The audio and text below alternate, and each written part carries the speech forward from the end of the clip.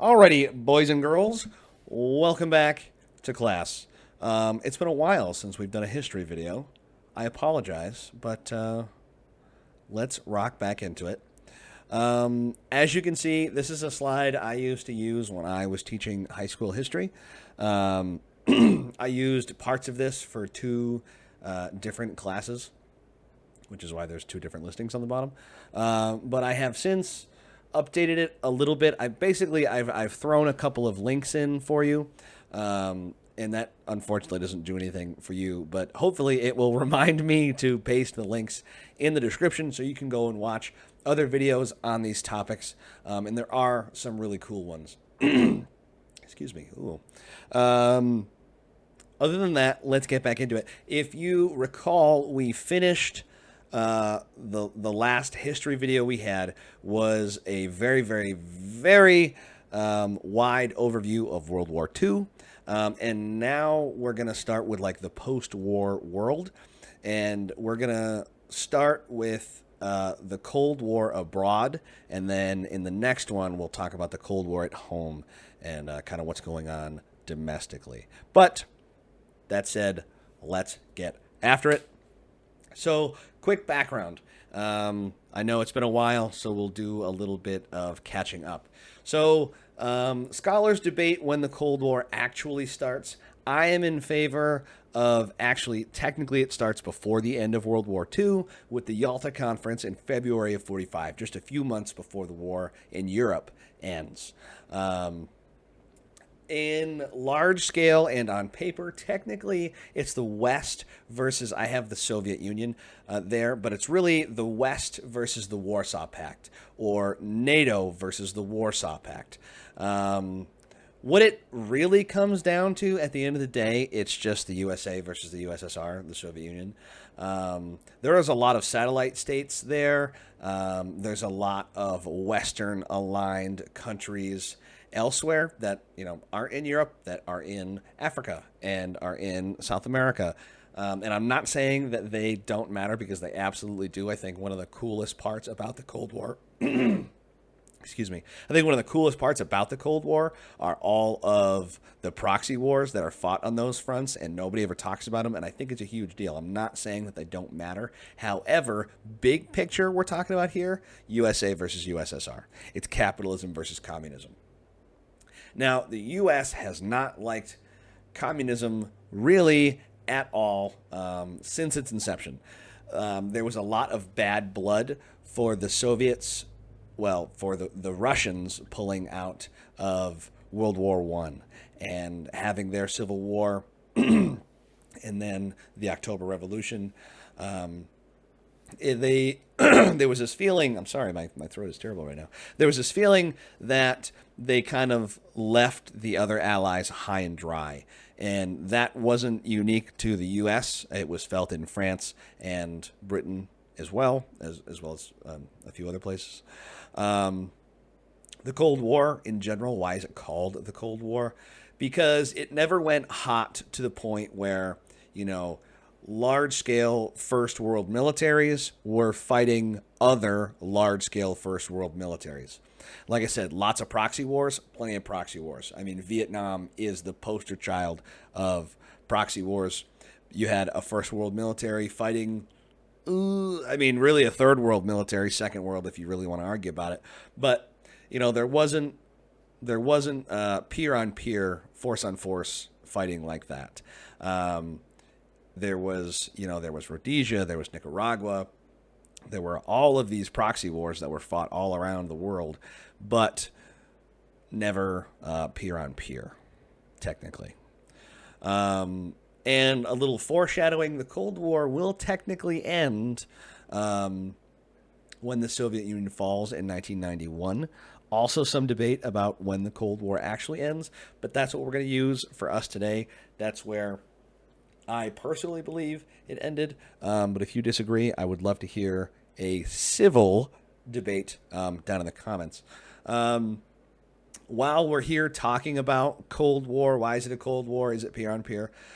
You could argue that the Sino-Soviet split and the border clashes that they had were peer on peer or close to it, but remember that they are, they're both com block nations, regardless of the falling out that they had. It's not east west; it's west or east east, like a little tiny little civil war over there. Anyways, let's get after it. Here's a map. This I threw in there really not for you guys, but because you'd be amazed at how few high schoolers nowadays, especially like I started teaching right in the middle of COVID, and boy, was that rough. So a lot of maps are helpful to see where the U.S. is in relation to the USSR. This map also helps show that the USSR is not just Russia. There are a lot of those, there's satellite states which are separate, but there are also a lot of other what are now and were formerly free nations that are part of this socialist republic, and then you have the surrounding satellite states, also part of the Warsaw Pact as well. So just a little visual there. What was the Yalta Conference in general? It was at a really fancy resort on the Black Sea, and the three big allied leaders met there, and they wanted to talk about what was the post-war world going to look like. How are we going to handle this now post-Second World War world? We can't possibly make the same mistakes again, could we? Now, so talking points for the conference. The Soviets had liberated Poland from German control, but they didn't. They weren't like, okay, now you're free of the Germans. Go ahead and prop yourselves up and do what you see fit. There was a lot of pressure from the Soviets to set up a communist government, and they absolutely did. I mean, there wasn't enough pull from the West to allow them to argue. There really wasn't. There wasn't really an option for the Poles there, unfortunately. Obviously, the West thought that they should be free, but like I said, there wasn't enough pull for the West to get Poland free of Soviet influence. And Poland becomes one of the very first post-World War II satellite states. They said that they were going to hold free elections as soon as possible. That doesn't really happen. Spoiler alert, that is the exact game plan for every single poor little nation that gets caught between the East and the West for the Cold War. Oh yeah, we promise we'll let you hold free elections as soon as possible. Most of the time they don't, and the few times they did, the powers, both sides, both the U.S. and the USSR did this.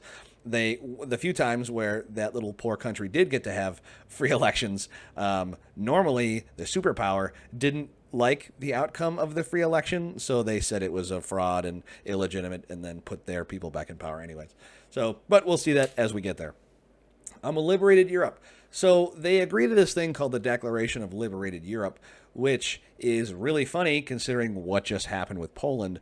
But what the Declaration of Liberated Europe boils down to is they want each country to be allowed to create their own democratic institutions.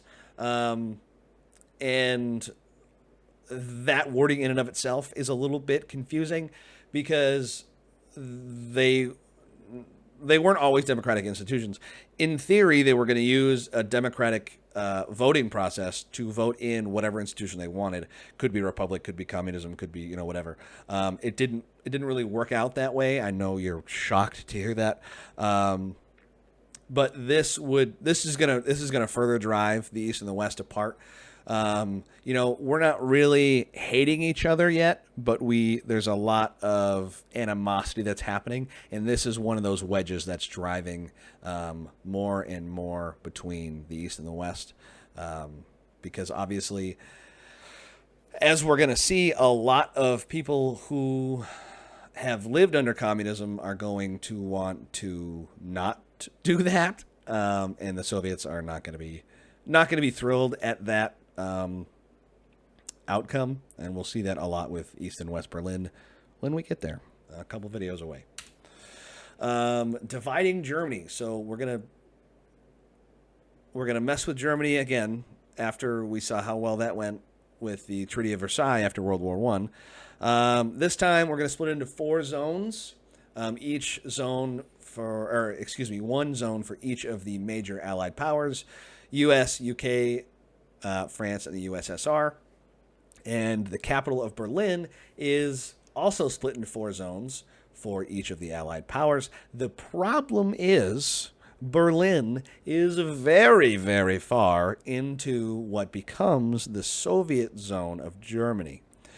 And we'll show that here in a second. What happens fairly quickly is what become the Western Allies.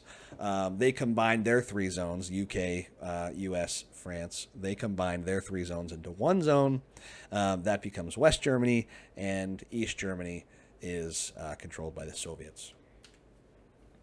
Tensions continuing to rise, literally 2 weeks after the Yalta Conference, where they were like, okay, we're going to let everybody do what they want. Stalin pressures the king of Romania into setting up a communist government. The king steps down, basically because Stalin said, if you don't, we're just going to erase you from history. If you don't know about Stalin erasing people from history, he kind of like invented the concept of Photoshop. Like, Stalin didn't just kill you. Stalin made it so that you never existed, and he erased your evidence of existing in photographs as well. It's insane. That's a topic for a whole nother video. Anyways, sidetracked. Back to Poland. So we just agreed Poland, okay, they're gonna have free elections. Then the Soviets basically are like, all right, well, we want all the power in the government, and you can have 3 non-communist members in the Polish parliament, but you can't have more than that. So this makes the West mad, obviously. They both think they're trying to undermine each other, because they are, and it's right here that the suspicion levels rise. This is where we see a lot of the contempt kind of come to the top. The Iron Curtain officially descends. That declaration of liberated Europe that we just talked about, the USSR is like, psych! We're not doing that anymore. We're not holding up our end of the bargain. Our commitments are done. And they roll out like a lot of... They roll out a bunch of Red Army troops, basically as an occupying force for the vast majority of Eastern Europe. And basically said, you're all going to set up pro-Soviet communist governments, just like we did in Poland and Romania. And either you're going to do that, or we're going to kill people until you do. Every time you throw in, if you decide you're not going to do that and you're going to put your own person in power, we'll kill that guy, and we'll kill the next guy and the next guy and the next guy until you decide to be pro-Soviet. So this is where we see the birth of all of the satellite nations. So these satellite nations are not technically part of the Soviet Union, but they are under the Soviet sphere of influence, and they will be part of the Eastern Bloc. They're going to be part of what's going to be called the Warsaw Pact, which is going to be kind of an answer to NATO. We'll see here fairly shortly. The term Iron Curtain really is just the dividing line between East and West in Europe. And it just gets that fancy name. I like using that name because they talk about the Iron Curtain all the time in Metal Gear Solid 3, which nerdily is one of my favorite games. So I use it all the time. The Long Telegram. This is 1946. So all of that drama happens between February and December of 1945. By a year later, in February of 46, the U.S. ambassador to Moscow, a guy named George F. Kennan, he, quote, emphasizes that the Soviet Union did not see the possibility for long-term peaceful coexistence with the capitalist world, and that the best strategy was to, quote, contain communist expansion around the globe. This is where the idea of containment comes from. We'll talk about this in a second. But it's this telegram from Kennan back to Washington that a lot of Cold War doctrine gets drawn up. This guy was seeing it firsthand. He was literally there in Moscow. So this is where a lot of those ideas come from. Containing domino. So we have two theories here. We have containment and domino theory. So containment is probably the lesser known of the two. And it's really just the idea that the U.S. wants to stop the Soviets from spreading their communist influence. The idea kind of was if they couldn't expand their communist influence, then they would fail.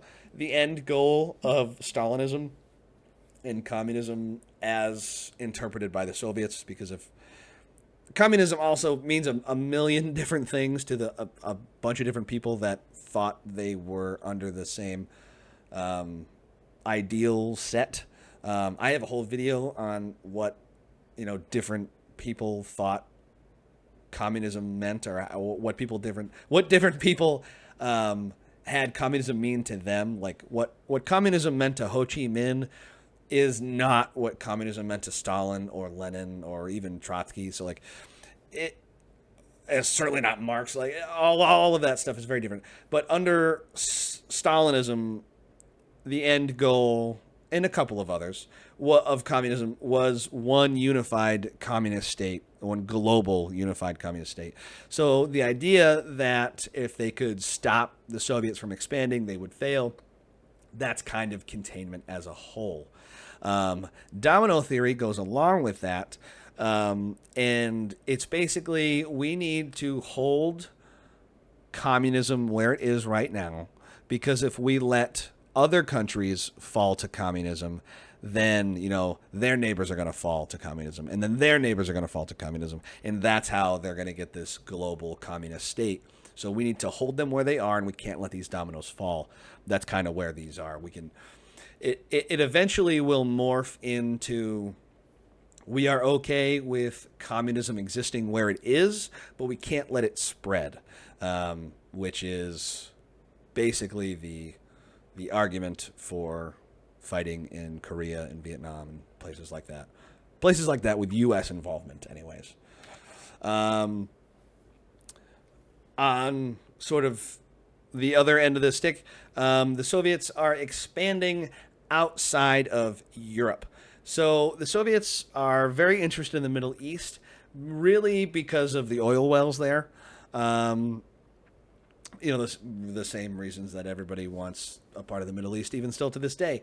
The other part that doesn't really get talked about are the naval trade routes. As big as Russia and certainly the Soviet Union was, they don't have a lot of good ports. A lot of their ports are frozen over the vast majority of the year. If you're familiar with Peter the Great and the length that he went to expand Russia's trade routes, it was non-trivial, and he did a really good job at that for the time.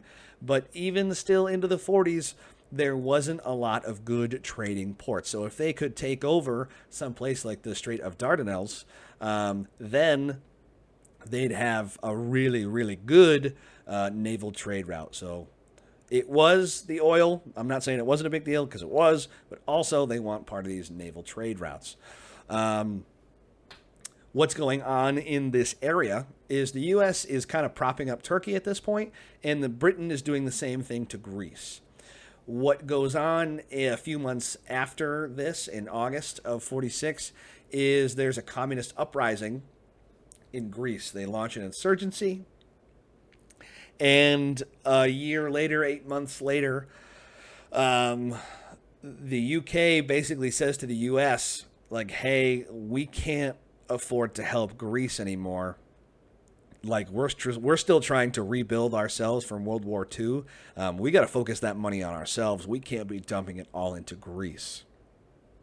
So basically, Truman puts out a blank check. He drops what is now called the Truman Doctrine.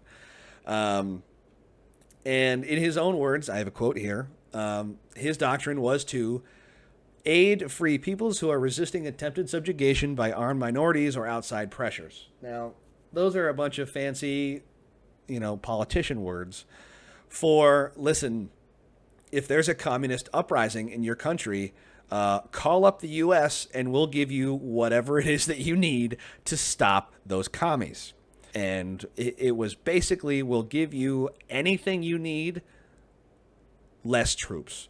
You need money, you need guns, you need tanks, you need planes, whatever it is you need, we'll give you. We're just not sending U.S. troops there, if that makes sense.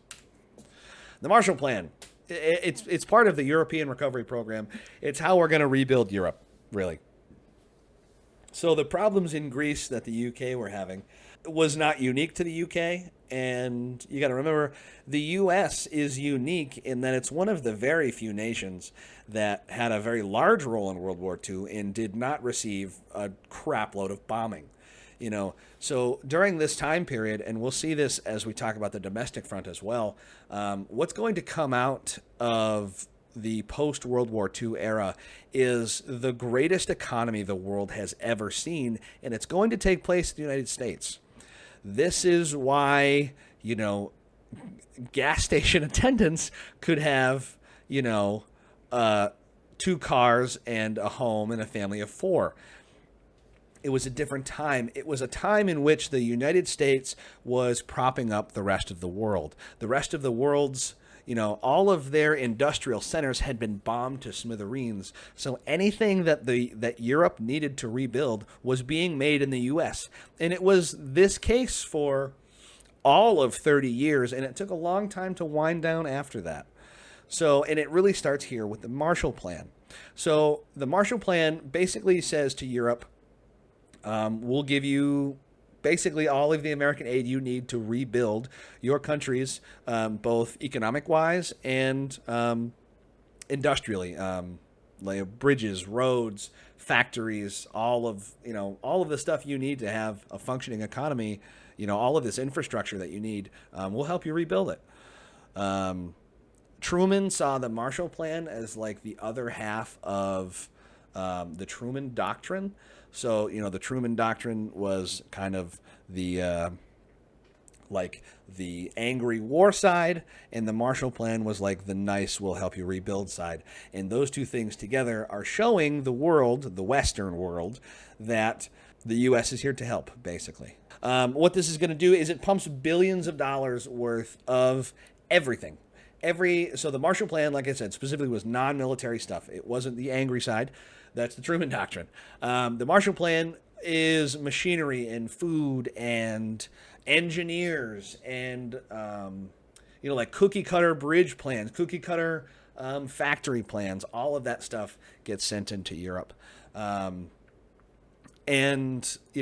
The U.S. isn't doing this out of the good of their heart. They're making a lot of money off of this.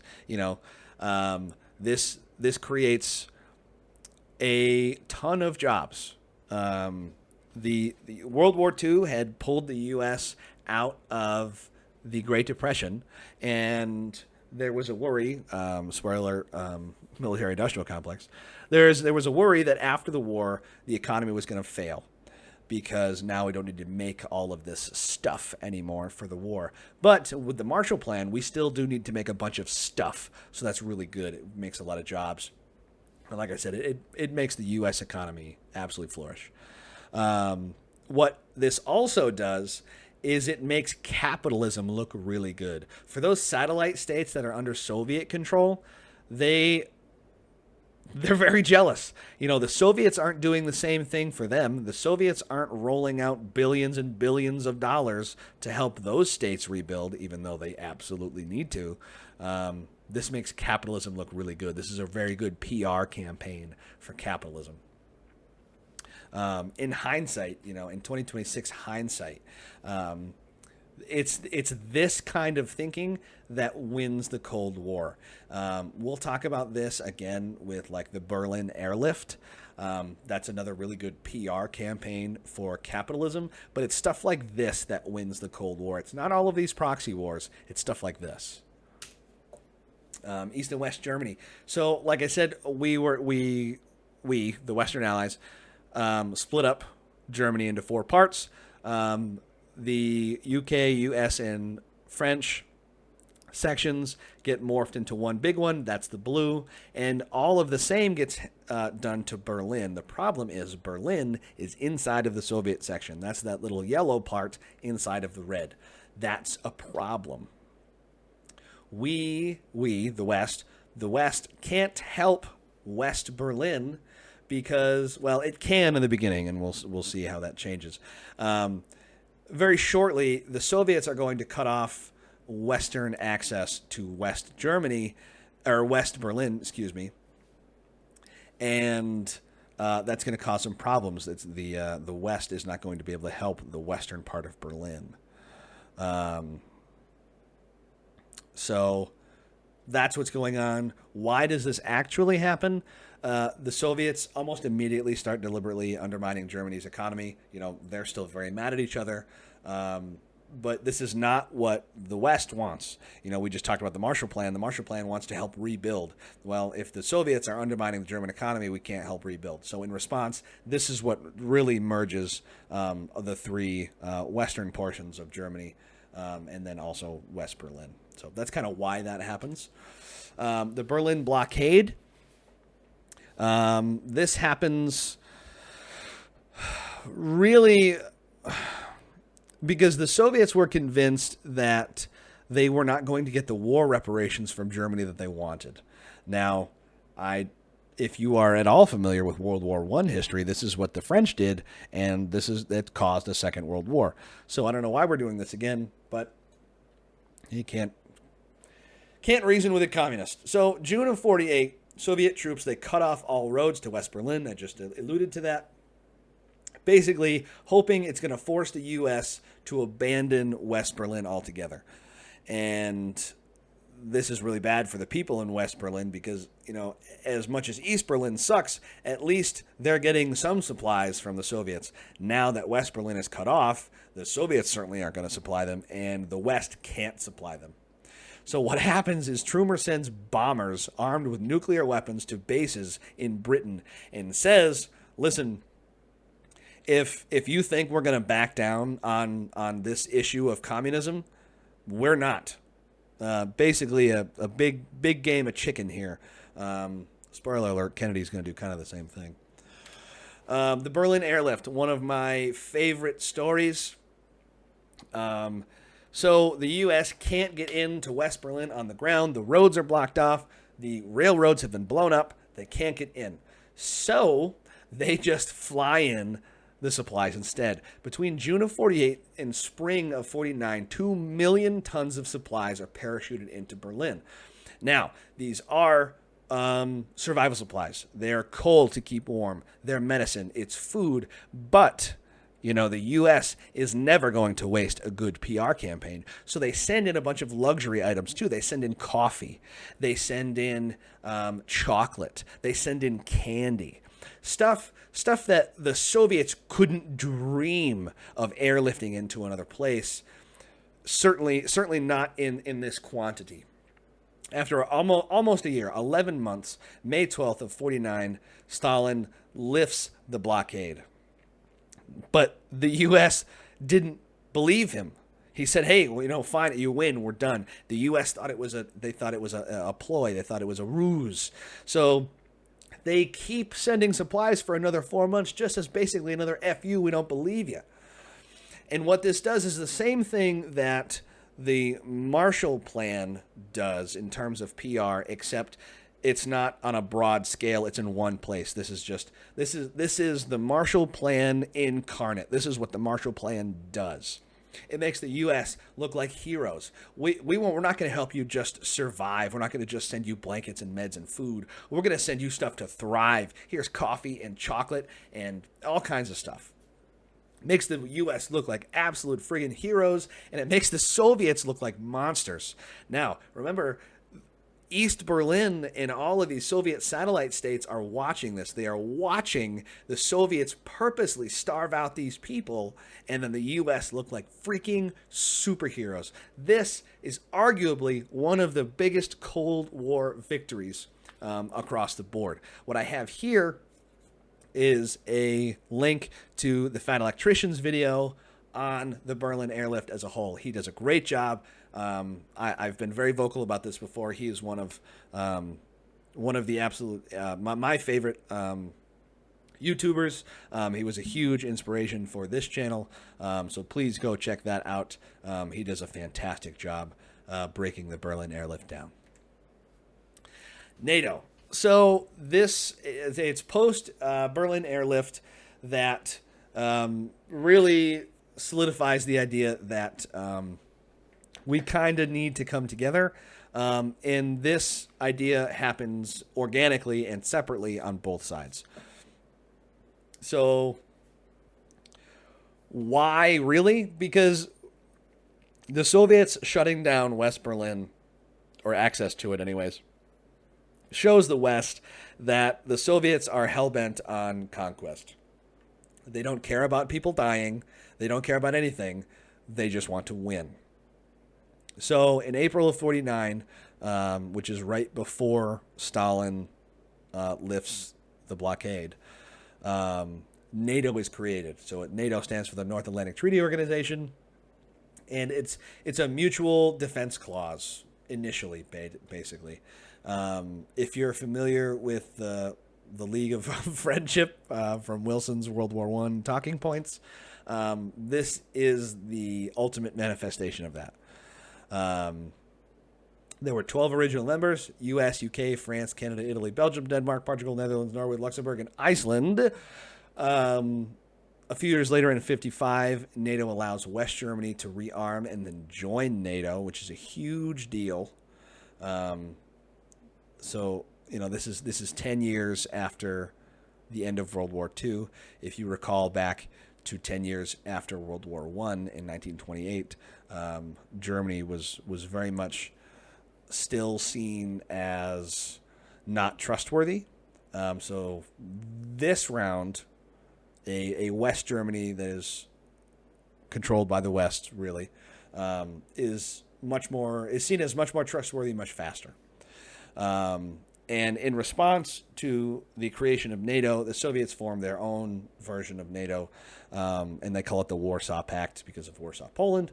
And it's almost the exact same thing, just for the Eastern Bloc,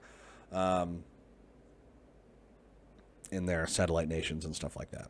So same thing on both sides, kind of come around at the same time. China falls to communism in 49. The 49 is a big year, a lot going on. This is a big deal for the U.S. So the China had been unstable for a while. Communist and nationalist forces in China, I have written up here, have been fighting since the early 1920s, but the Chinese Civil War had been going on since like 1911 or something like that. There was the warlord period where a lot of splintered factions had been fighting, and then that kind of evolves into communist versus nationalist in China. That gets put on hold for World War II. They enter an armistice. They kind of band together to try to fight off the Japanese, and are a good ally to the U.S. during World War II. We'll leave it at that for now. That could be its own total video. But as World War II ends, so does their armistice. Their civil war resumes, and it's not looking good for the nationalists. The Marshall Plan says, "Hey, we'll give you whatever you need." They send $2 billion to the nationalists in wartime aid, but by 49, this happens a couple years earlier. By 49, the U.S. comes to the conclusion that funding the nationalists is far too expensive, and they stop that funding. It was supposed to be for a temporary cease in funding, but in that time, without funds from the U.S., the nationalists lose a lot of ground, and they flee to the island of Taiwan. Which is why, even still to this day, Taiwan and China have weird relations, and China thinks they own it, and Taiwan says they're independent. This is why it starts right here, because the nationalists flee from the communists to the island of Taiwan. With the nationalists fleeing the mainland, the communists say that they are victorious, and they establish officially the People's Republic of China, October 1st of 1949. What's going on here? So initially, the Chinese and the Soviets are friendly. They sign a treaty of friendship and alliance. China tries to enter the UN. The U.S. uses its Security Council veto power to keep them out, and the Chinese nationalists in. It's easy here to get the UN and NATO confused because for a lot of reasons, but I think NATO really becomes what Wilson wanted his 14 like talking points to be, and the a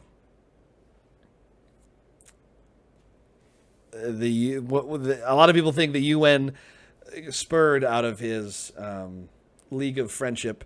I think NATO is much more of a closer analogy to his League of Friendship than UN. Anyways, sorry, rabbit hole. The China is part of the UN. Pre-communist China is part of the UN. So the Chinese nationalists keep those seats. Communist China tries to enter, but the U.S. sitting on the UN Security Council says, hard no, sorry for you. What this does is now the Soviets have taken, are also, in the UN and on the Security Council.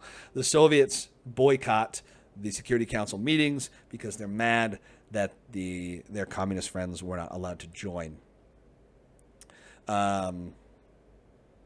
As the next few years go on, China becomes fairly wealthy, and they start backing other communist-adjacent smaller nations, just like the Soviets had been doing in Europe. China will do that in Southeast Asia. Nuclear deterrence theory.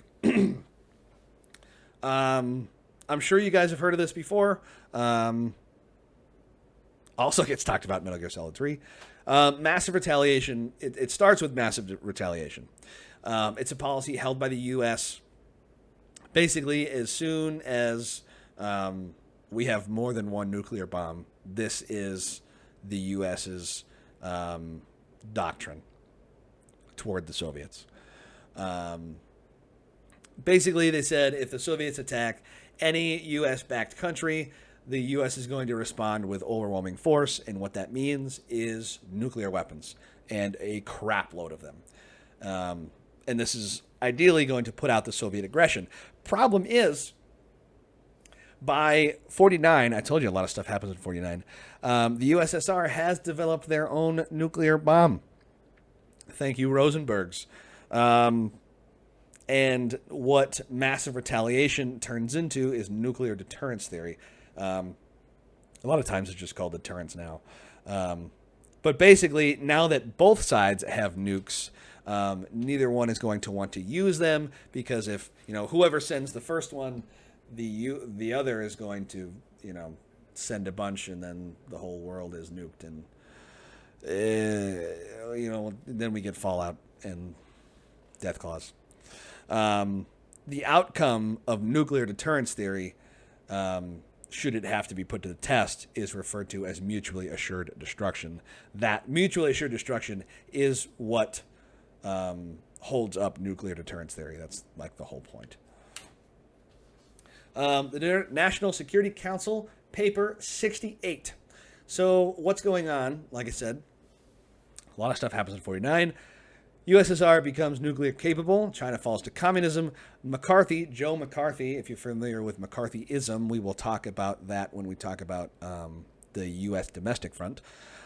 His first speech is February of 1950, early 1950.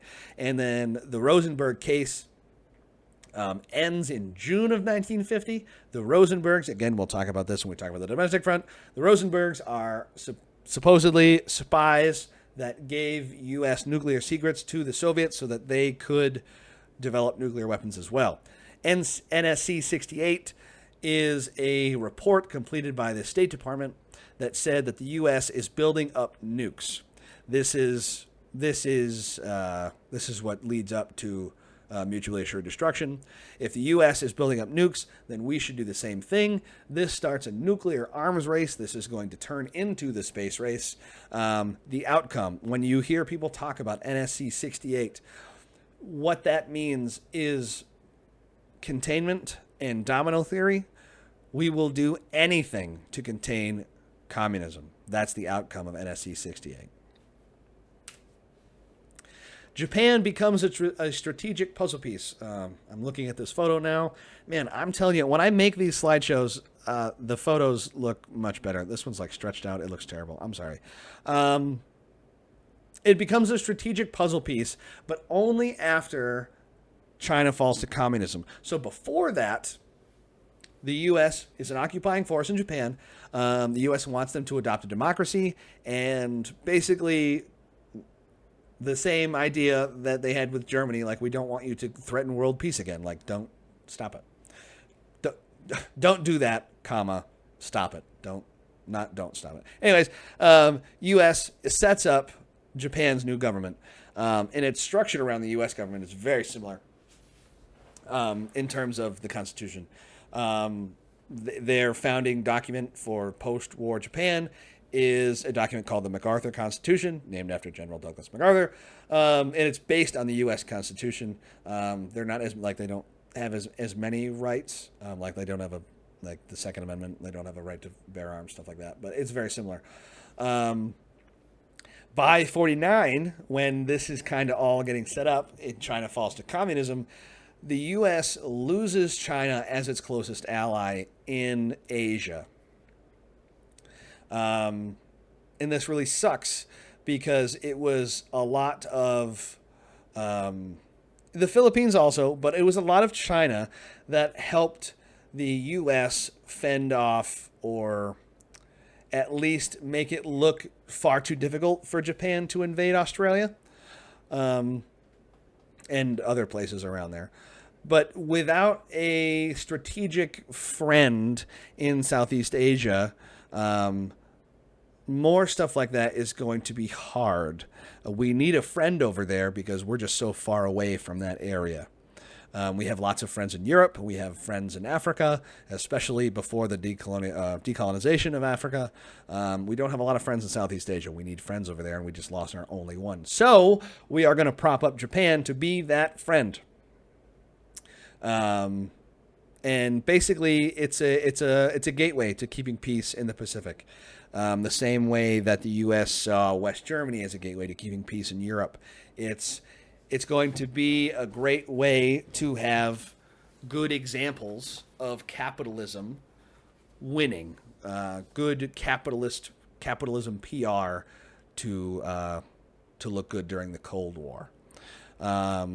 Not that it wasn't going to do this. Not that the U.S. wasn't going to do this anyways, but it really solidified the policies that the U.S. was going to put in place to speed up the recovery of Japan. And now, I mean, arguably one of our greatest modern allies, Japan. It's impressive how far it came in a very small amount of time. And it all starts right here. Basically, with China falling, the MacArthur Constitution and the way that the U.S. sets up the government of Japan was to make like the most anti-communist government ever. All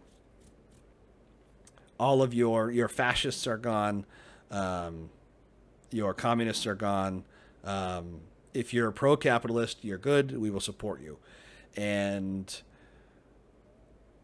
we basically gave them, all of the money ever. Please go rebuild your economy, and we'll help you do it. This becomes a massive tax burden for the U.S. Taxes are actually really high in the late 40s and 50s.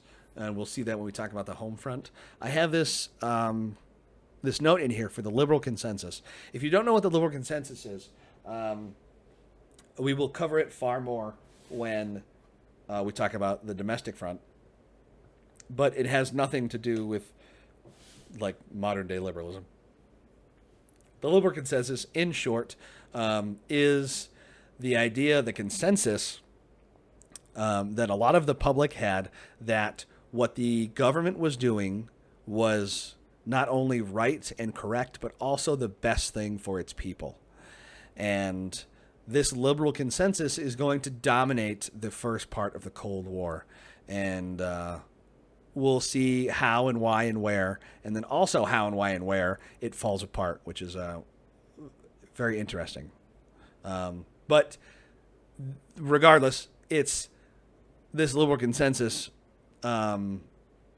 Basically, the U.S. citizens are okay with this major tax burden because they believe it's the correct thing to do. Of course, if the government is doing it, then it's the right thing to do.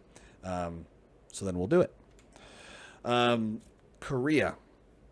We're going to go through the Korean War in a couple of slides here very quickly. This is boiled down to the most topical points. And like it can and will be its own video, but not right now. I just want to talk about it really quick, and then we'll do a proper Korean War video. So, prior to the end of World War II, Korea is one unified country, and they had been fighting the Japanese for decades, same as China. During the war, Japan invades. They occupy a lot of Korea, and after the war, before the U.S. and the USSR are really mad at each other, they enter Korea to disarm the Japanese soldiers that were stationed there. After they get mad at each other, the two superpowers split the country into at the 38th parallel. Soviets controlling the north, U.S. controls the south. The border is known as the DMZ, or the demilitarized zone. The Soviets put a guy in charge by the name of Kim Il-sung in 1945 and basically just walk away. They don't have a lot of political influence there, but they do supply North Korea with money and military aid.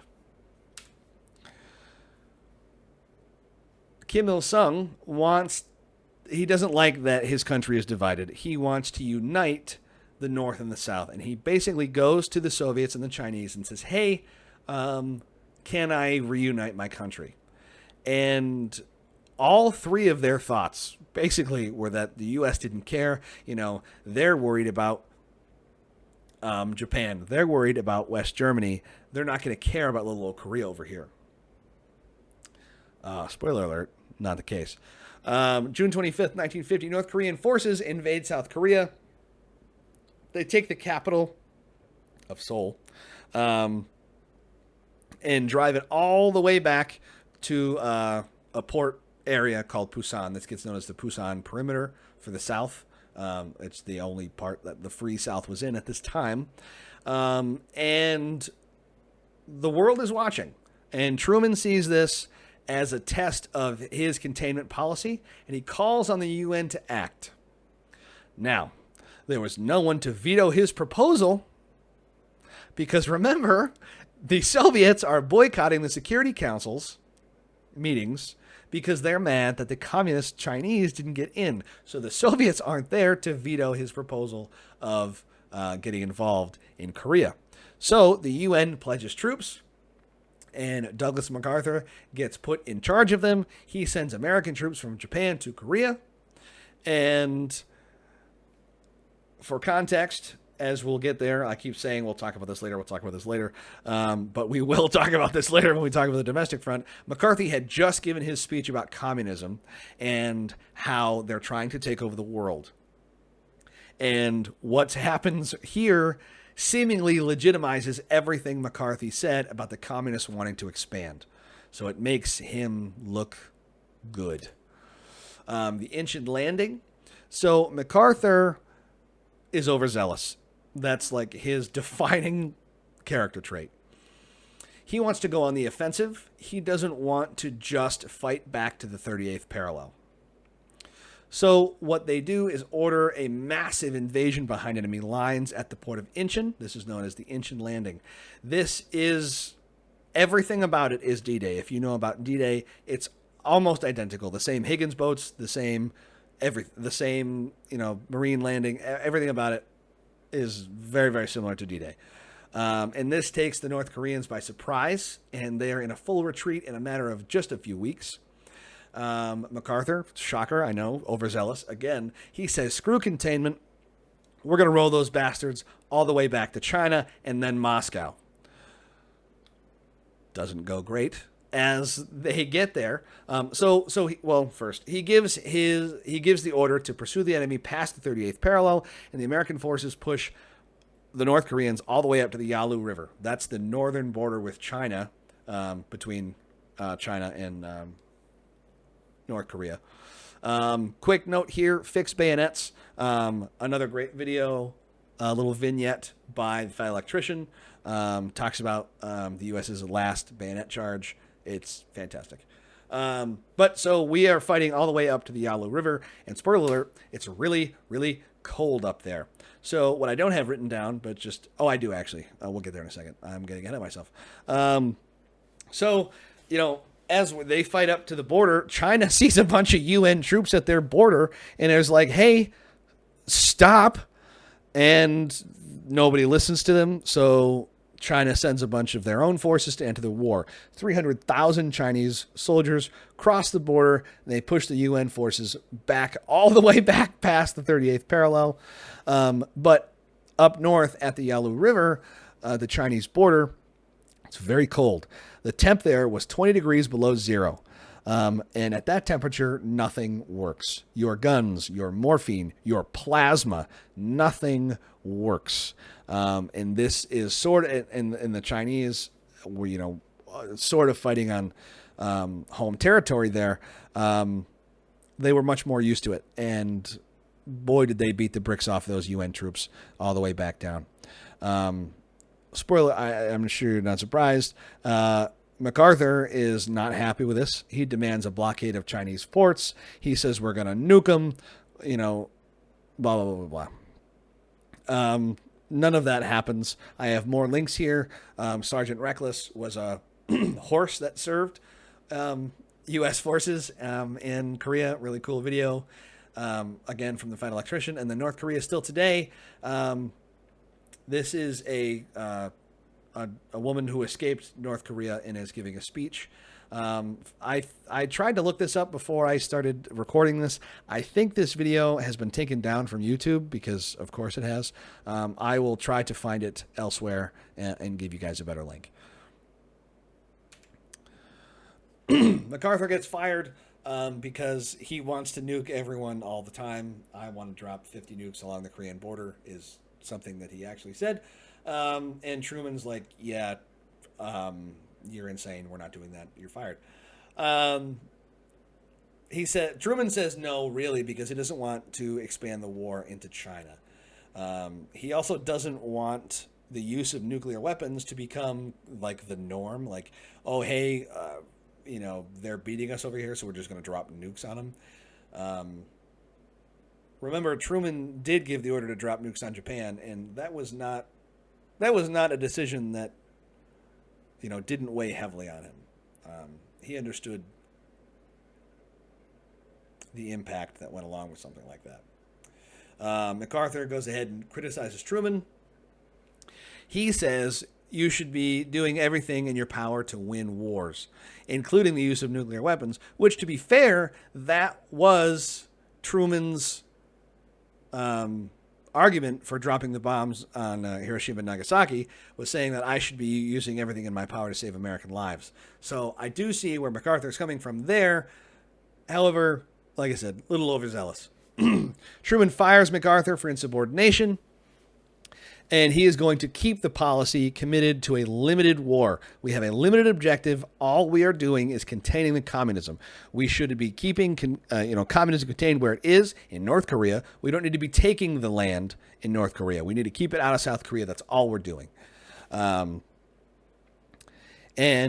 the other argument for no nukes is if, basically all of America's allies are in Europe at this time, and they're much closer to the Soviets. So if war breaks out, those Europeans are going to suffer the most. And we're trying to rebuild them right now because they suffered the most in World War II. It's going to be the same thing. And he also worried that if we used nuclear bombs in North Korea and China. The Soviets would use nuclear bombs in Europe. So we didn't, again, mutually assured destruction, kind of coming across the board here. The fighting eventually does die down. By mid 51, UN forces pushed the communists back across the 38th parallel, and peace negotiations begin. An armistice isn't signed until 53. The U.S. does hint at using nuclear weapons to get that armistice signed, which is ironic considering what we just talked about. Between 51 and 53, there is still fighting, but it's small scale, isolated skirmishes mostly.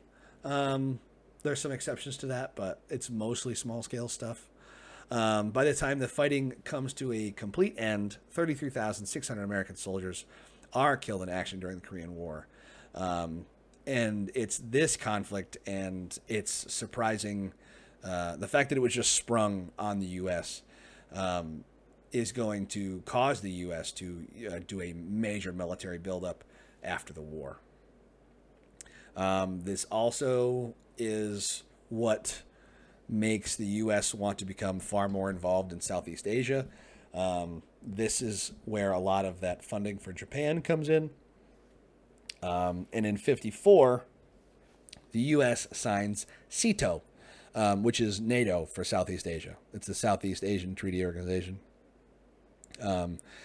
And they sign it with a bunch of our Southeast Asian allies at the time. So Japan, South Korea, Taiwan, Philippines, Australia, stuff like that.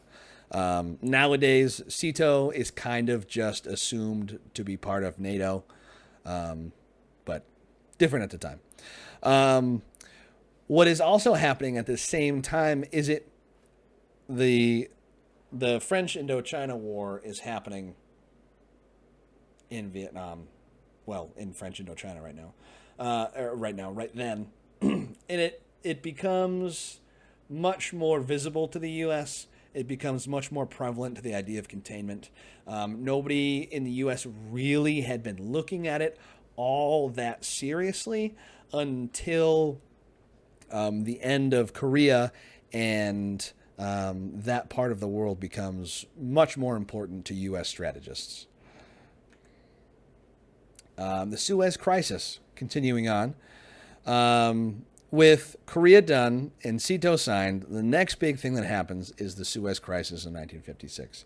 So the U.S.'s goal in the Middle East, like everywhere else, is we want to stop those countries from aligning with the Soviets. We want to contain that communism. We don't want any more countries to fall to communism. What's going on over here is Egypt wants to build a dam on the Nile River at the Suez. So they go ahead and seize the canal from it's a private company, but it's an English and French joined owned company that controls it. And because it gets taken by force, the UK and France sends in paratroops to invade Egypt, and the Soviets respond with like, "Hey, we'll send troops and missiles, and we'll blow you all sky high right now." Eisenhower, having taken over for Truman, puts the U.S. on nuclear alert and says, listen, if the Soviets start anything, we're going to glass the place. We will make use of the massive retaliation policy. And basically under pressure from the United States, Britain and France recall their troops, really because they don't want a nuclear war to happen. And unfortunately for the U.S., for the West, this looks like a diplomatic victory for the Soviets. And really because the Soviets came to Egypt's aid and said, hey, like we're big brother, if you are going to mess with them, you're going to mess with us. And then the U.S. and their allies back off. That makes the Soviets look really good. And unfortunately, it makes the Soviets look really good for a lot of the other surrounding Arab nations, and they begin accepting Soviet aid as well as Egypt. So that's what's going on over there. The CIA gets formed during this time period. The OSS was its predecessor, its precursor, the Office of Strategic Services, and did all of really the same things that you associate with the CIA today. In September of 45, it's superseded by the CIA. And what's going on here is the CIA is really just going to undertake a bunch of covert operations to overthrow anti-American leaders. All of the stuff that you hear about the CIA starts right here, very early. They are doing all of that stuff immediately. Um, if you're ever thinking, oh my God, could the CIA do that? Yes, they absolutely did. If you don't believe me, please look up any of the things on the bottom of the screen: Operation MK Ultra, Operation Paperclip, Operation Mockingbird, all of that stuff. Please go down that rabbit hole. Um, it's a fun one and a little bit of a a little bit of a scary one. The CIA in Iran, one of the first ones. Now that the Soviets have a bunch of influence in the Middle East, a bunch of CIA agents, they pose as civilians, go over there and they organize a bunch of riots. And these riots are just a distraction because a bunch of other agents stage a coup that ousts the Iranian leader and replace him with one that's friendly to the United States. And this just sets the playbook for CIA. In Guatemala, and very shortly thereafter, a communist is elected president. Like many communist presidents, he mandates land reform, takes over a bunch of land that was owned by the United Fruit Company, which is a private American company, which doesn't look good. The U.S. is not thrilled with that. But a couple years later, the Czechs, who are communists, deliver a bunch of weapons to Guatemala, and the CIA is like, nope, and they go ahead and arm and train an opposition group. They train them in Nicaragua and Honduras, and then send them up to Guatemala to fight. And the communist president flees after those CIA trained forces invade Guatemala. Again, kind of setting the playbook for what's going on. Similar time period, Stalin dies in 1953. For a couple of years, there's a power struggle. By 56, Khrushchev emerges as the new Soviet leader, and Khrushchev is going to do a lot of things very differently than Stalin.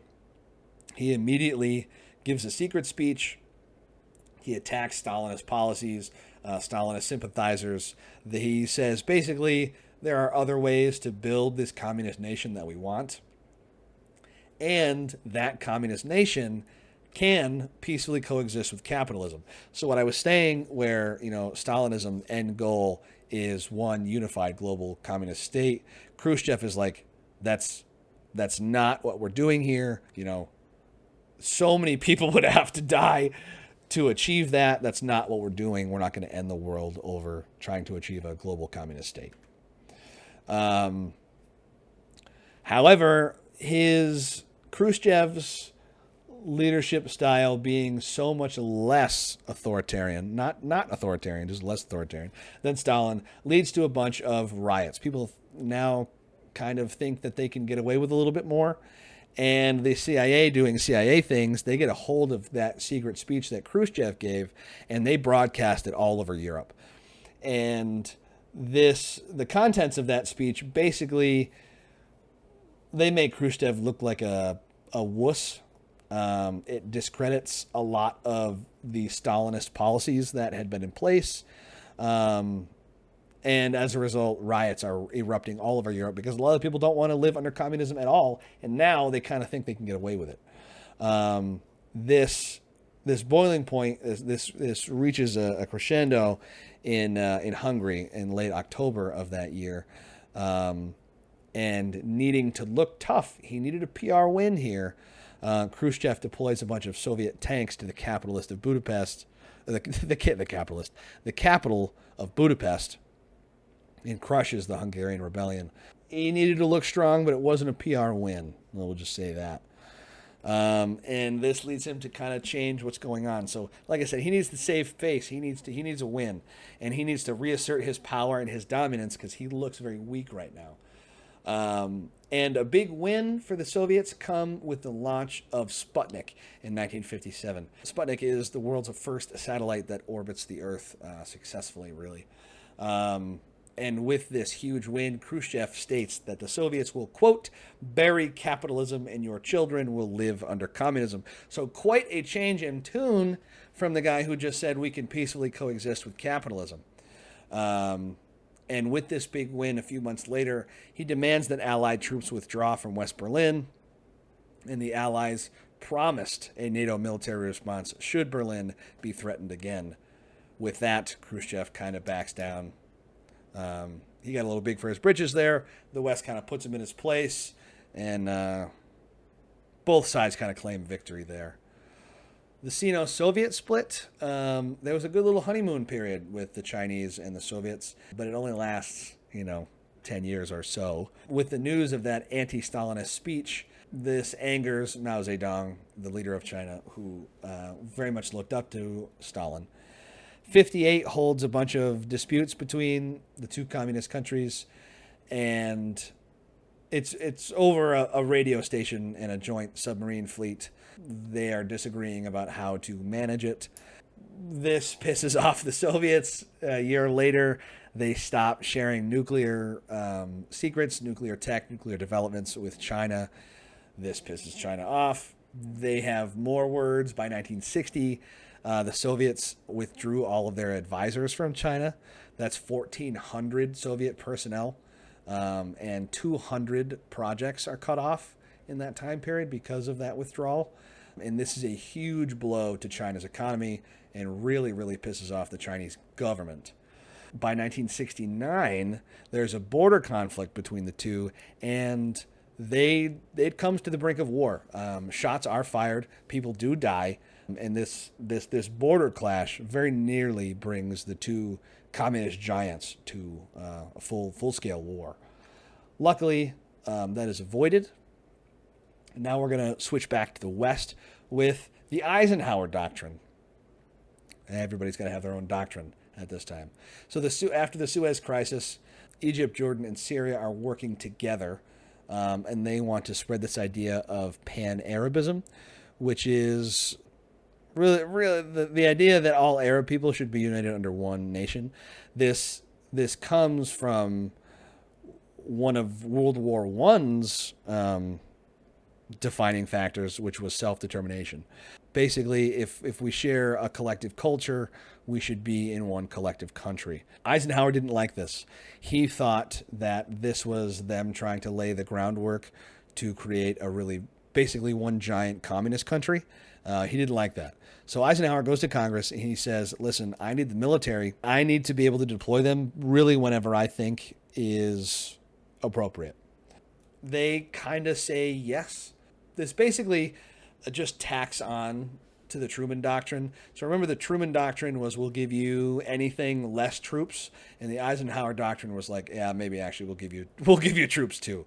Eisenhower leaves office in 1960, and as he leaves office, he warns the world about the military-industrial complex, which is ironic because he just asked for permission to send troops wherever he wanted. Anyways, he sees the writing on the wall. He knows what's coming, and he tells everybody. I'm not going. The military-industrial complex is basically the idea that we are going to be in perpetual war because perpetual war is good for the economy.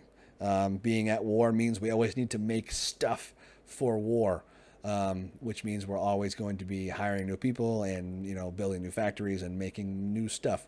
So that's where it comes from. It had been happening since World War II. Still happens to this day.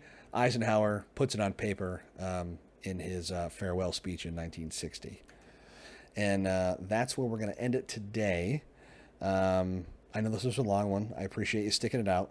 If you have any questions, let me know in the comments. I'm happy to clear anything up. It's also very possible that I got something wrong in here. So if you thought so, again, let me know, and we'll hash it out civilly in the comments. Always like some good discourse down there. Talk to each other. Like, subscribe. Please do all those things. And our next history lesson video thing will be the almost exact same time period, but the domestic front, what's going on at home in the U.S. And we'll leave it there. Thanks for coming out, and we'll catch you in the next one.